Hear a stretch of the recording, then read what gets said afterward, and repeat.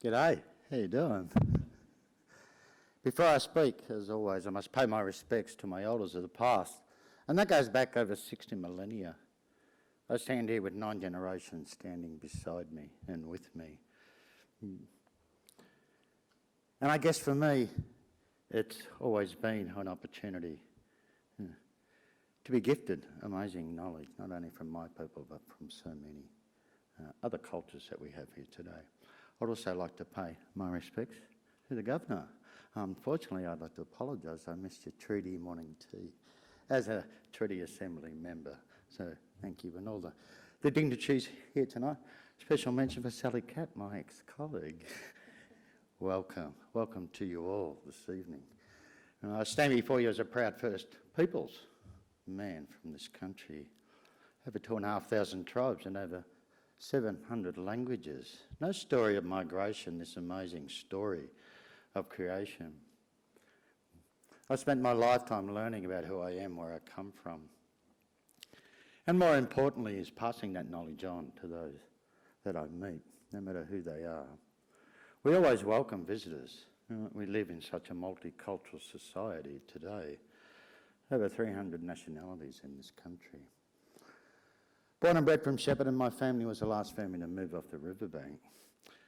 When I was born non-human. I wasn't counted as a citizen or as a human until 1967, when they had the referendum. And my sovereignty, no, it hasn't been ceded. And we seek that opportunity to be recognised, to be accepted, to be respected. The oldest living culture on the planet's got to be worth respecting, accepting, and actually knowing.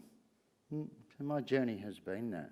Through government, trying to make a difference, And the easiest thing we should do is be able to sit down and have a conversation. I had a profound experience last year where I attended the World Indigenous Dialogue in Switzerland, where I had close to 80 cultures in the room, and the most profound experience where I saw these amazing relationships. I saw this amazing transformation of knowledge, through that pedagogy on how all the different cultures on how we learn. And it's something that's been very close to me. 6 years I sat in a chair of Reconciliation Victoria because I believed in trying to make a difference somewhere, trying to have a conversation. This resilience that's been passed on to me by my peoples is still very strong today. And even out of the no vote, we are still here. And we are pushing for that recognition. My law that we have here in this country, and it's a law of the land and a law for the people, is the first one is respect, and that starts with your own spirit, your own self. Extends out to family, extended family and friends, and more importantly, country. Mother Earth. That second law is a simple one. It's acceptance of what was, acceptance of who you are. This diversity that we had as First Nations people here was profound, and we accepted that diversity, and we accepted law. And the third one was about the relationships you have, and yes, the relationship you have with your own spirit. And how that radiates out in this relationship we have with family, extended family, and how we keep that healthy. And for me, more importantly, my relationship that I have with Mother Earth and how I try and keep her healthy. And that last one is about that responsibility that you're given. You have to be responsible for your own actions, your own voice, your own spirit. Yes, you are responsible for family and friends. And you have that responsibility for country. So that's the oldest living law on the planet. Pretty simple. My grandmother always taught me the easiest thing to sit down is have a conversation. And the conversations that I've had and the knowledge that I've shared. And I've shared the same pain with so many cultures that are here in their journeys. And I honour them, I honour each and every one of you for coming here to this country, to my country. The last of the frontiers. Because I've been conditioned with knowledge and wisdom, waiting to be able to give that knowledge on. And I see today, as my grandmother said, when we live in a cultured world is when we will all see real change. Not only for us, but for the nation as well. So in my culture, it's just welcoming. We always welcome visitors. So in my language, in my grandmother's language, Violet McCrory Briggs, but the Wurundjeri people of the Wurrung language group. Back to my grandfather, my great-grandfather, Alec McRae, and then going back to my great-great-grandfather, Simon Wonga, and then back again to my great-great-great-grandfather, King Billy. Also had this connection through my family line of the Boon of the Yalaka language group as well. And also connected through to my Yorta connection with the Doodling Yakin clans of the Alutna Islands and Moira Lakes. This is who I am. I'm also Irish and Scottish, but that's not my fault.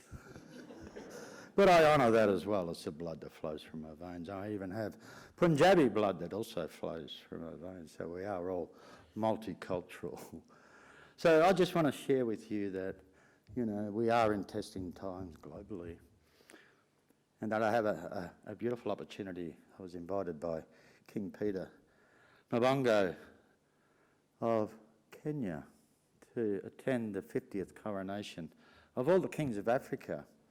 And I've been doing some amazing work with the African community over the last decade, and zooming in and talking about how we use culture and country to retrieve our people's spirit, to reconnect with country, to reconnect with culture, and to use our cultural ways in being able to influence that change.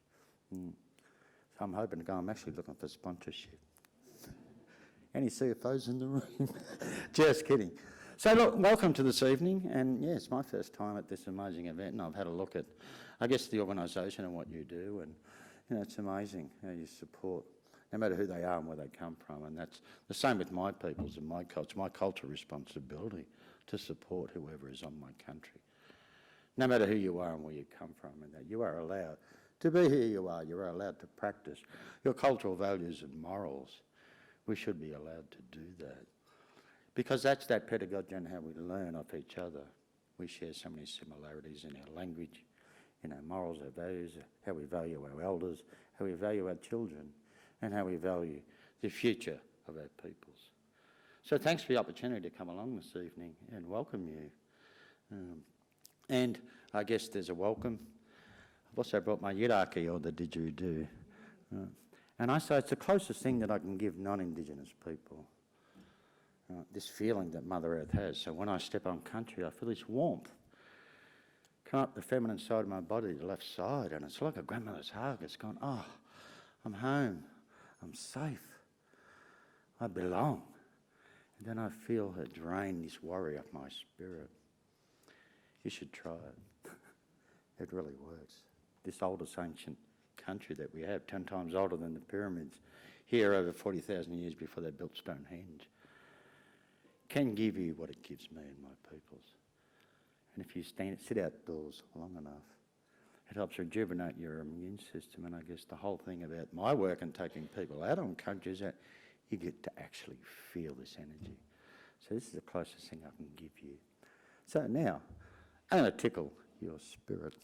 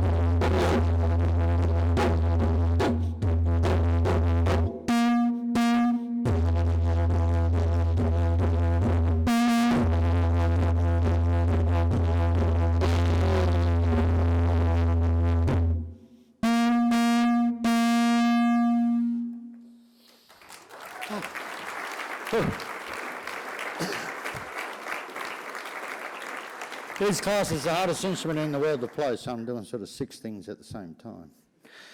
Many years ago when I was young, I actually beat the breathalyzer, circular breathing. But don't tell anybody that, especially my mum. But yeah, I just wanted to thank you for the opportunity. And if you learned anything in the words I've said, you share that knowledge, you don't keep it. You know? This is my country, this is your country, this is our country. How can we support each other better? How can we walk together better? Wurrung. Thank you.